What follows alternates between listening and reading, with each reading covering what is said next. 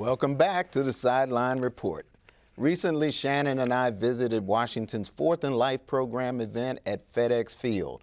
It's an opportunity for young local high school football players to get advice from NFL players regarding academics, football, and life. Let's check it out. For me, is a way to connect to young people and to get them to understand that it's very difficult but achievable if they follow the good principles, having good study habits, listening to their parents, and of course their teachers and coaches. And so the Washington Redskins charitable organization provides this as a platform, and it's the one event that I don't miss every year. Most important event I do of the year. Most satisfying event I do of the year. Because I get to look at some young Spartans, guys that don't know what they don't know yet, but they know that they want to be a part of something special. They are student athletes and that they can't cut corners. They have got to understand that most of them will never play professionally, but a lot of them can play collegiately. They can get an education, and those that make it, make it. Those that don't, if they fail, it's their fault. This provides a platform for good, wholesome standards of being successful and productive citizens. How bad do you really want to be successful? You know, how bad do you really want to go to college? How bad do you really want to turn in that homework assignment on the next day? You know, it's going to be excuses and it's going to be adversity. You know, adversity going to strike, man. You know, I was unfortunate. I lost my mother when I was a sophomore in college. You know, I tore my ACL when I was a sophomore in college. You know, all those things hit me at the same time, but it was all about the determination, and it was all about the work ethic, and it was all about my faith, man. Work hard at everything you do, you know, whether it's a homework assignment, you know, whether it's going out and practicing on, you know, from Monday to Thursday, however y'all do it. You know, whether it's respecting your mother in the house or whoever you look up to, your superior. You know, work hard and do what you got to do, because I promise you, hard work does pays off, man. I heard something new that I haven't really heard about NFL players. They said to get to the NFL, you don't always have to be the best player on your football team. They said hard work and dedication really gets you to the league. And they said, I heard one of them say, throughout his entire football career, high school, college, and even now in the NFL, he's never been the best in his team, but his hard work brought him to where he is now. Get to talk to people that I wouldn't really normally get to talk to, listen to people that I normally wouldn't get to listen to, take their experience and apply it to me, apply it to myself. Kind of give your insight on things, you know, try to just give a little guidance to people. You know, like you said, if there's 100 people in here, you only try to influence 5. You try to get all 100, but, you know, you walk away 5 asking you questions after everything's done. You know, that's the goal of it. So, like I said, I never had a helping hand in terms of someone making it, coming back and explaining this is what you need to go through, you know. But, you know, so like I said, any experience that I go through now, I want to give back to kids, and regardless if I know them or I don't know them, you know, it's just an experience that I'll never forget, and I want to share it with someone. This type of event is the exact type of thing that we look forward to doing. You know, as an NFL athlete, we've got such an incredible platform that if you don't take advantage of that to try to give back to the community and share some of the advice that got us to where we are, and just things that will help people in life, then that'd be a real shame to not take advantage of that.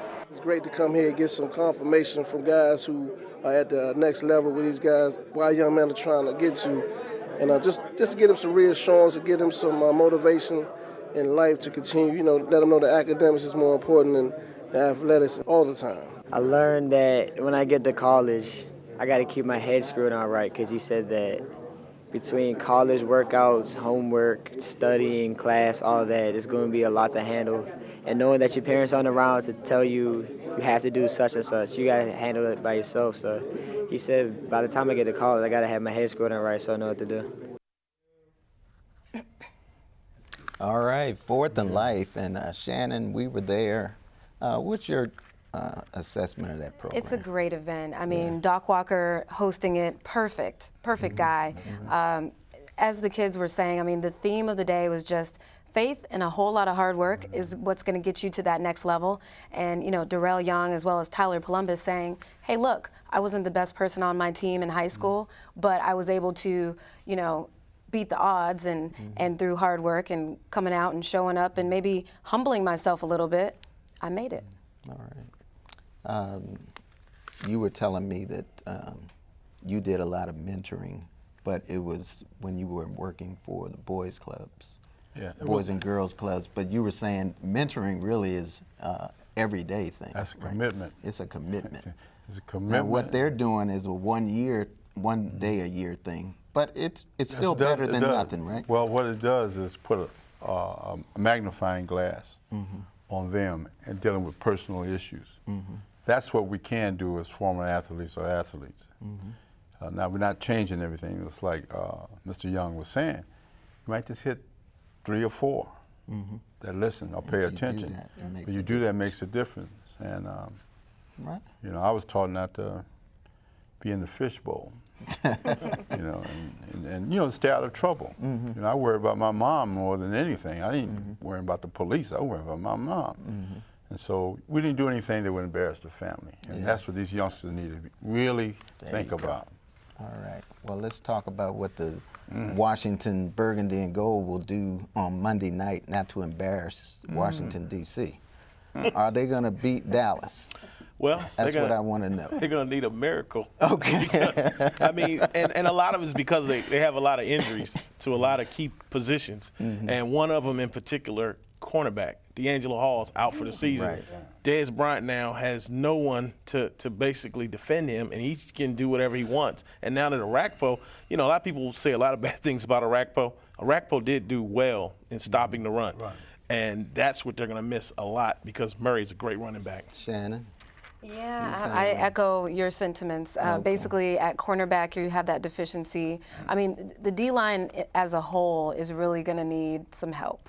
You got second and third string guys, and then, of course, we have our third string quarterback. So it'll be somewhat of a homecoming for him in Texas, but, you know, we'll see. All right, well, I tell you what, we're out of time, and it's been fun. Looks like you all are all saying that Dallas is going to win. Not gonna give me but saying that. I'm going to pick Washington. I'm not going to say that. I'm going to pick Washington. Better, but thanks so much, Shannon Cross, Lexter Taylor. You all were great as always. And thanks for filling in for Donna Hopkins, Lester. Hey, I mean, I know I'm not as right. as Donna, Yeah, but, I mean, you have to deal with it. Right.